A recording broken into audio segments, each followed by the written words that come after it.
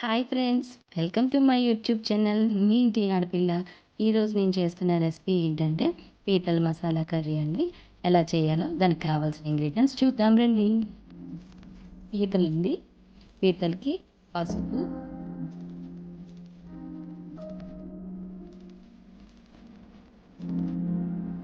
Salt వేసుకొని బాగా ఒక 2-3 టైమ్స్ అనేది బాగా కడిగేసుకోవాలండి. బాగా కడుక్కున్నాక ఆనియన్స్, అల్లం తెల్లుల్లి, జీలకర్ర, ఎండుమిర్చి, పసుపు, సాల్ట్, గరం మసాలా. ఈ పీతల్ని బాగా కడిగేసుకుని ఒక మిక్సీ జార్ తీసుకొని అందులో ఆనియన్స్, జింజర్ గార్లిక్ పేస్ట్, కొంచెం సాల్ట్, పసుపు, ఎండుమిర్చి వేసుకొని బాగా గ్రైండ్ చేసుకోవాలండి.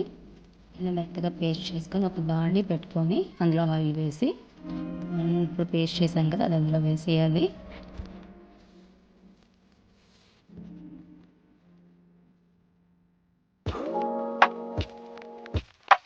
ఆ మిక్సీ జార్లోని వాటర్ కూడా వేసేసుకొని అందులో వేసుకోవాలి.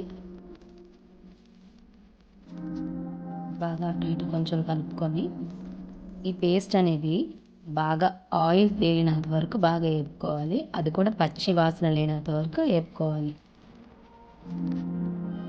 చూడండి ఆయిల్ ఎలా తేలిందో. ఇందులోని మనం క్లీన్ చేసుకున్న పీతలను వేసుకుందాం.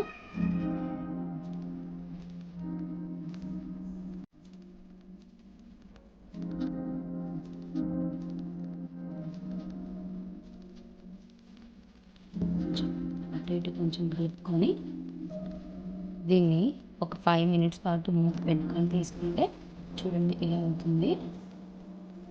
అటు ఇటు మాత్రం కలుపుకోవాలి.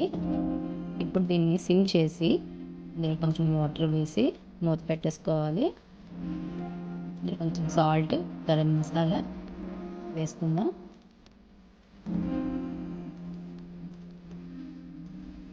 వేసుకొని కొంచెం కలుపుకోవాలి. చూడండి చూసారా వాటర్ అనేది కొంచెం కనిపిస్తుంది.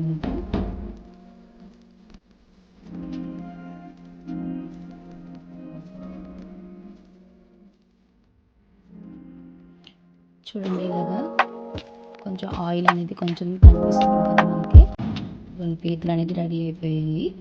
అలాగే ఇంకా అలాగ సిమ్లో పెడితే అలా పీతలకి మొత్తం గ్రేవీ అంతా మసాలా అంతా పడుతుందండి. పడితేనే ఫ్లేవర్ బాగుంటుంది. ఇక చూసారా పీతలు మనకి కుక్ అయ్యాని ఎలా తెలుస్తుందంటే పీతలు అనేవి ఇలా రెడ్డిష్ కలర్లోకి వెళ్తాయి. మా బాబండి చూడండి ఎలా చూస్తున్నాడు. పీతలు అయితే కుక్ అయిపోయి చూడడానికి అయితే చాలా బాగుంది. తీసి చూడాలి ఎలా ఉందో అని. చాలా బాగుందండి. తీసి ఎలా ఉందో చెప్తా.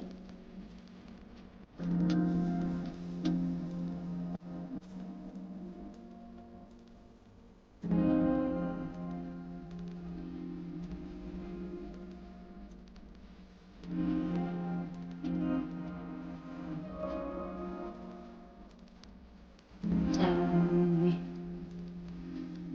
చాలా అంటే చాలా బాగుంది. నేను ఎక్కువ పీతల కర్రీ చేయను, ఎందుకంటే మా ఇంట్లో నా ఒక్కదానికే ఇష్టం. వాళ్ళకి ఎవరికి అంతగా నచ్చదు. మీకు కనుక ఈ రెసిపీ నచ్చినట్లయితే please like, share, comment and subscribe my channel. చాలా అంటే చాలా ట్రై చేయండి. మీ ఇంట్లో ఎలా ఉందో చూసి ఒకసారి నాకు కామెంట్ చేయండి.